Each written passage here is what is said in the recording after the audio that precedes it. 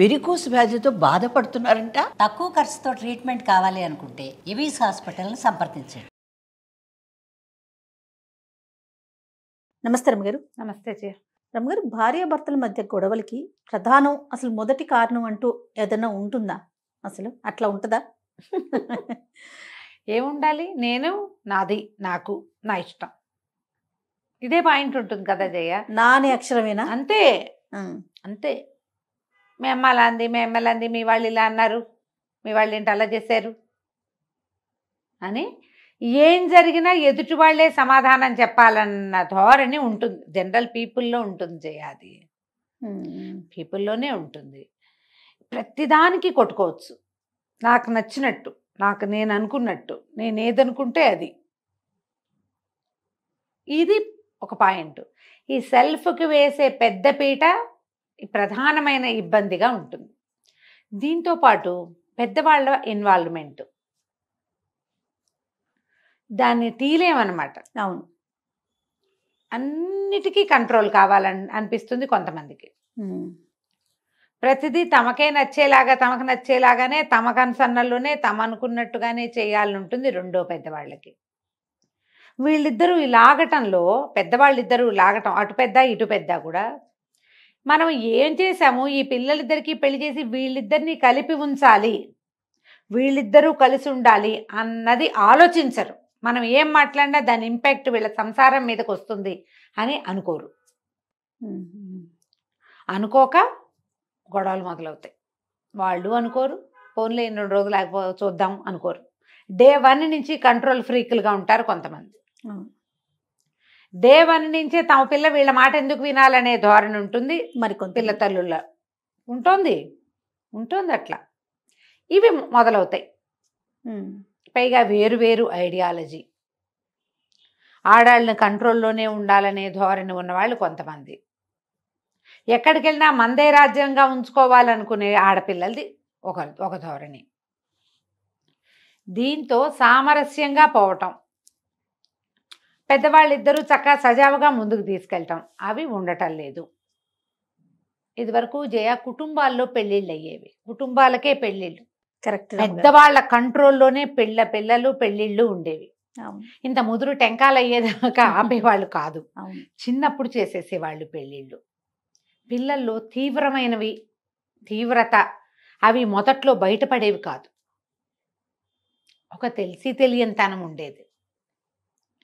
పైగా ఎంతసేపు వీళ్ళిద్దరూ కలిసే ఉండటాలు ఉండేవి కాదు. కొన్ని రోజులు ఉండి మళ్ళీ పుట్టింటికి వెళ్ళిపోయి అలా మార్చేవాళ్ళు. ఎప్పుడు కొంచెం కొత్తరికం నడుస్తూ ఉండేది, గ్యాప్ ఉండేది కదా. ఇప్పుడు గ్యాపులు లేవు. ఈ పెళ్ళి అనుకోగానే ఇక రోజస్తమానం మాట్లాడుకుంటారు వీళ్ళు. మాట్లాడుకోవాలి కాదంటాను నేను. ఈ మాటల్లో ఏమవుతుంది, ఎంతసేపు మన ఐడియాలజీయే ప్రజెంట్ చేస్తాం, అవతల వాళ్ళ ఐడియాలజీ తీసుకో. అవతల వాళ్ళ రహస్యాలు కావాలి మనకి, వాళ్ళు ఏమైనా దాచేస్తే అవన్నీ తెలుసుకోవాలి. కానీ వాళ్ళు ఏమనుకుంటున్నారు, వాళ్ళ ఉద్దేశం ఏమిటి అనేది అక్కర్లా. పైగా వీళ్ళిద్దరూ మాట్లాడుకుంటారా, అమ్మాయి అబ్బాయి, పెళ్ళనగానే పెద్దవాళ్ళు వస్తారు కదా సహజంగా. అప్పుడు పోనీ ఈ పిల్లలు ఇష్టపడుతున్నప్పుడు మన ఐడియాలజీ ఎందుకొని పెద్దవాళ్ళు అనుకోరు. ఒక్కొక్క కుర్రాడు ఉంటాడు, నేను ఒకటి దగ్గర విన్నా ఈ మాట, అదే చెప్తున్నా ఇప్పుడు. ఈ కుర్రాడు ఎక్కడున్నా సరే, నన్ను క్షమించద్దు నాయన నువ్వు, నేను ఆ రోజు ఇది చెప్తాను తప్పకుండా అని. అవును, మేమిద్దరం ప్రేమించుకున్నాము, పెళ్లి వరకే మా ఇష్టం, ప్రేమించుకోవడం వరకే మా ఇష్టం, పెళ్లి పెద్దవాళ్ళు ఇష్టం కదా, వాళ్ళు ఏదనుకుంటే అది చేయాల్సిందే. అంటే ఒకవేళ వాళ్ళ పెళ్లి వద్దంటే వద్దనరు. డౌరీ, డౌరీలు, పెట్టుపోతలు, పద్ధతులు మా మమ్మీ మాట దాటడానికి వీల్లేదు. మరి అదే మాట అమ్మాయి కూడా అంటే అంటారు, వాళ్ళు కూడా అంటారు. అతని ఉద్దేశం అయితే అది అంటాను వీల్లేదు. మా మమ్మీ, ఆవిడ చిన్నప్పటి నుంచి చాలా కోరికలు ఉంటాయి మా మమ్మీకి. మా ఇద్దరికి పెళ్ళి అవటం ఇంపార్టెంట్, అంతేగాని మా అమ్మ ఏదంటే దానికి గొడవ చేస్తే ఎట్లా కుదురుతుంది, అలా కుదరదు. మా అమ్మ మాటే, మా అమ్మతో ఫ్రెండ్షిప్ కుదుర్చుకోవాలి ఈ అమ్మాయి. మొదట ఫ్రెండ్షిప్ నువ్వు కుదుర్చుకున్నావు, మొదట నువ్వు కుదుర్చుకుని, మీ మమ్మీ నీలాంటిది కాదు, మమ్మీ లాంటిదే, అంతే కదా. ఈ అమ్మాయిని ఆకర్షించడానికి నువ్వు ఎన్ని వేషాలో వేస్తావు. అదే కదా. మమ్మీ ఎందుకు వేస్తుంది, మమ్మీ కాపురం చేయదు, మమ్మీ తన ఒరిజినాలిటీవే చూపిస్తుంది, ఆవిడ ఎలాంటిదో అలాగే ఉంటుంది. ఈ అమ్మాయి అడ్జస్ట్ అవ్వాలి. ఏమైంది రమ్మగారు?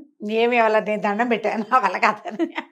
పెళ్ళి అయిందంటారా? పెళ్ళి అయింది, కొట్టు చచ్చిపోయి నాన్నగా గందరగోళమై. ఇది మన కేసుల్లోది కాదు, వీళ్ళు నాకు ఒక పరిచయస్తులు వీళ్ళు. Okay okay.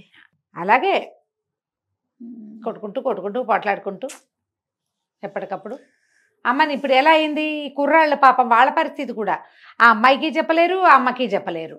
ఆ అమ్మాయి నువ్వు ప్రేమించేటప్పుడు ఇలా లేవంటుంది. కొడుకు తల్లి ఏమంటుంది, చిన్నప్పటి నుంచి ఎంతో బాగా పెంచాను, పెళ్ళం రాగానే బెల్లం అయింది, అమ్మ అల్లమైంది అని అమ్మ అంటుంది. నా మాట లేదు, ఎప్పుడు ఇదే ఇష్టం, నన్నేం సంతోష పెట్టట్లేదు నా కొడుకు అంటే. పిల్లలకి ఏమంటుంది, ఎమోషనల్ బ్లాక్మెయిల్ చేస్తారు తల్లులు. పెళ్ళాలు చేయగలిగినన్ని బ్లాక్మెయిల్స్ వాళ్ళు చేస్తారు. అంతేగా. ఇలాగే వస్తుంది. మీరు మొట్టమొదటే అసలు ఈ పెళ్ళి అనగానే ఒక బేసిక్ అండర్స్టాండింగ్ ఉండాలి. ఆడకి మొగకి, వాళ్ళమ్మకి వీళ్ళమ్మకి. ఏమిటో ఇందులో పెద్దగా నాన్నలు ఉండరమ్మా పాపం, నాన్నలు బంగారు కొండలు ఆ విషయాల్లో. కొద్ది చోట్లే, చాలా తక్కువ కేసులే తండ్రులు యాక్టివ్గా ఉన్న వాళ్ళని తక్కువ కేసు చూస్తాం. ఉన్నారు తండ్రులు కూడా, ఏదైనా మాట తేడా రాగానే మా పిల్ల మా ఇంటికి వచ్చేస్తుంది, నీ దారి నువ్వో అనేవాళ్ళు ఉంటున్నారు. Rare, very rare. తల్లులే యాక్టివ్గా ఉంటారు. ఈ పిల్లలు ఎప్పుడు తల్లులతోటే మాట్లాడతారు కాబట్టి వాళ్ళే యాక్టివ్గా ఉంటారు. వీళ్ళిద్దరికీ పెళ్లి చేసేటప్పుడు వాళ్ళిద్దరూ కలిసి ఒక చోటగా ఉండాలంటే వీళ్ళమ్మని వాడు, వాళ్ళమ్మని అది ఇద్దరు గౌరవించాలి. వాళ్ళు ఒకళ్ళనొకళ్ళు గౌరవించుకోవాలి. ఒకళ్ళతో ఒకళ్ళు నిజాయితీగా సంతోషంగా ఉండాలి. మనం ఒక పెళ్లి చేసాం, ఇంత క్రియ, ఇంత ఖర్చు పెట్టాం, ఇంత ప్రయత్నం చేసాం, ఇది సక్సెస్ఫుల్గా ముందుకెళ్ళాలంటే మనం అదుపులో ఉండాలని పెద్దవాళ్ళిద్దరూ అనుకోకపోతే ఎలా కుదురుతుందమ్మా? అవునండి, చాలా కష్టం అది కదా. వీళ్ళ అదుపులేనితనం, ఆగలేనితనం, పైగా వీళ్ళకేంటి చుట్టాల్లో పక్కాల్లో చెప్పుకోవటానికి బాగుండాలి.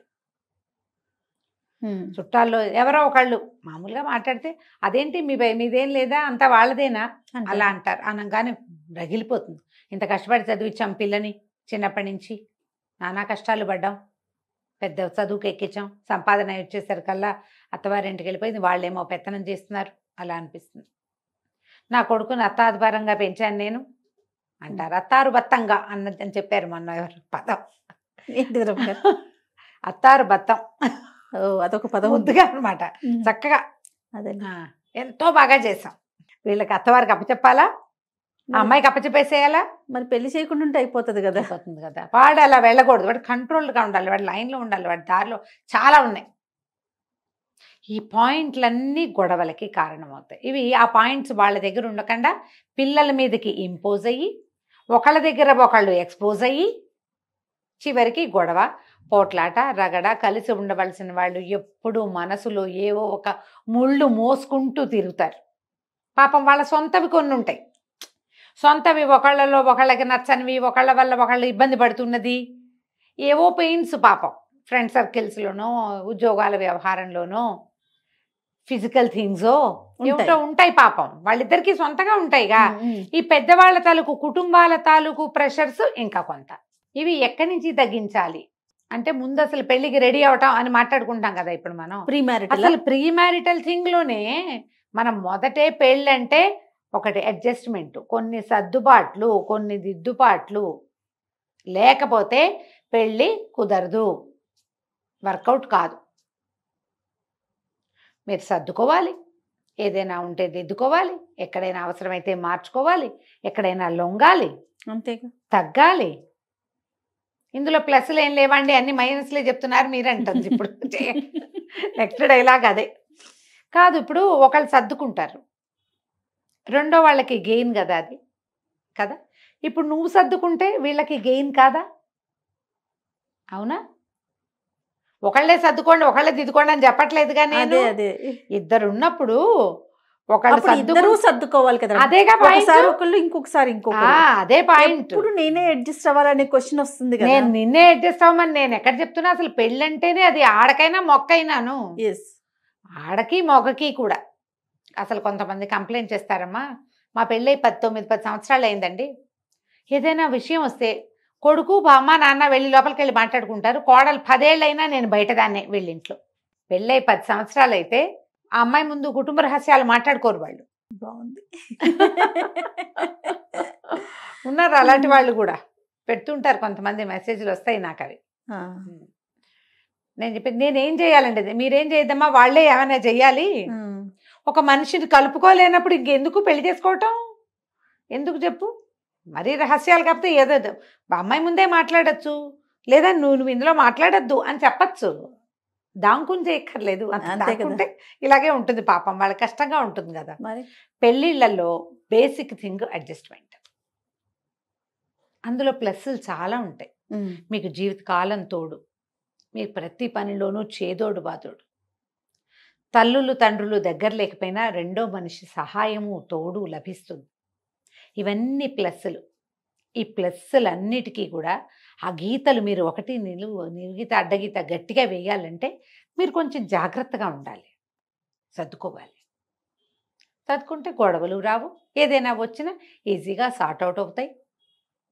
ఇందులో నిజాయితీగా ఉండటం, నిజాలు చెప్పటం, ఒకదానికి 3 వేయకూడదు వాక్యాలు. ఉమ్, కొంచెం జరగంగానే పెద్దది చేయటం, మన వైపు నుంచే ఆలోచించడం కొంచెం మానుకోవాలి. ఏ విషయమైనా దానికి అన్ని డైమెన్షన్స్ ఉంటాయి, అన్ని కోణాల్లోంచి ఆలోచిస్తేనే బాగుంటుంది. ఎప్పుడు నా గురించే ఆలోచిస్తాను అనే ధోరణి వల్లే గొడవలు వస్తాయి. కొంచెం సెల్ఫ్ తగ్గించుకోండి. ఎస్, కొంచెం జనాల కంటే మనం అనే మాటకి పేటేసుకోవాలి. మన ఫ్యామిలీ, మన జీవితం, మనిద్దరం, ఇది గనక ఆలోచిస్తే ఈ నేనుని కొంచెం తగ్గించుకుంటే అంత గొడవలు రాకుండా ఉంటాయి. తప్పకుండా రమ్య గారు. నమస్తే. నమస్తే జయ.